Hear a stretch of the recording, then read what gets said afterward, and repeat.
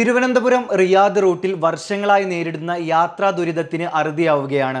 Air India എക്സ്പ്രസിന്റെ പുതിയ service 2024 September 9 മുതൽ തിരുവനന്തപുരത്ത് നിന്ന് റിയാദിലേക്കും തിരിച്ചും ആരംഭിക്കാൻ വേണ്ടി പോവുകയാണ്. ആഴ്ചയിൽ 1 എന്ന നിലയിൽ എല്ലാ തിങ്കളാഴ്ചയുമായിരിക്കും സർവീസ് ഉണ്ടായിരിക്കുക. വൈകിട്ട് 5:55 തിരുവനന്തപുരത്ത് നിന്ന് ആരംഭിച്ച് കിങ് ഖാലിദ് വിമാനത്താവളത്തിൽ രാത്രി 10:40 എത്തുന്ന രീതിയിലും തിരിച്ച് 11:40 രാത്രി 11:40 റിയാദിൽ നിന്ന് പുറപ്പെട്ട് പിറ്റേന്ന് രാവിലെ 7:30 തിരുവനന്തപുരത്ത് എത്തുന്ന രീതിയിലുമാണ് സർവീസുകൾ നിലവിൽ ക്രമീകരിച്ചിരിക്കുന്നത്.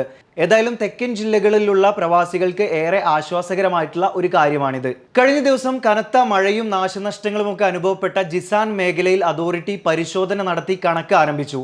കഴിഞ്ഞ 5 വർഷത്തിനിടെ സൗദിയിൽ അനുഭവപ്പെട്ട ഏറ്റവും വലിയ മഴയാണ് തെക്ക് പടിഞ്ഞാറൻ മേഖലയായ ജിസാനിൽ അനുഭവപ്പെട്ടത് എന്നാണ് അതോറിറ്റിയുടെ കണക്കുകൾ വ്യക്തമാക്കുന്നത്. ഈ ഒരു മഴക്കെടുതിയിൽ 3 പേർ മരണപ്പെട്ടതായിട്ട് പ്രാദേശിക മാധ്യമങ്ങൾ റിപ്പോർട്ട് ചെയ്യുന്നുണ്ട്. അതുകൂടാതെ തന്നെ നിരവധി റോഡുകൾ, കെട്ടിടങ്ങൾ, വീടുകൾ, വാഹനങ്ങളെല്ലാം തകർന്നതായിട്ടും കണക്കുകൾ പറയുന്നുണ്ട്. ഏതായാലും വരും ദിവസങ്ങളിലും ആ പ്രദേശങ്ങളിൽ മഴയ്ക്ക് സാധ്യതയുള്ളത് കൊണ്ട് തന്നെ മുൻകരുതലുകൾ സ്വീകരിക്കാനും അധികൃതർ പറയുന്നുണ്ട്. കഴിഞ്ഞ ഒരാഴ്ചക്കിടെ രാജ്യത്ത് വിവിധ നിയമലംഘനങ്ങൾ നടത്തിയ 21,000-ലധികം പേരെ അറസ്റ്റ് ചെയ്തതായിട്ട് സൗദി ആഭ്യന്തര മന്ത്രാലയം അറിയിക്കുന്നുണ്ട്. അതിർത്തി തൊഴിൽ സുരക്ഷാ നിയമലംഘനങ്ങൾ നടത്തിയ ആളുകളെയാണ് അറസ്റ്റ് ചെയ്തിട്ടുള്ളത്.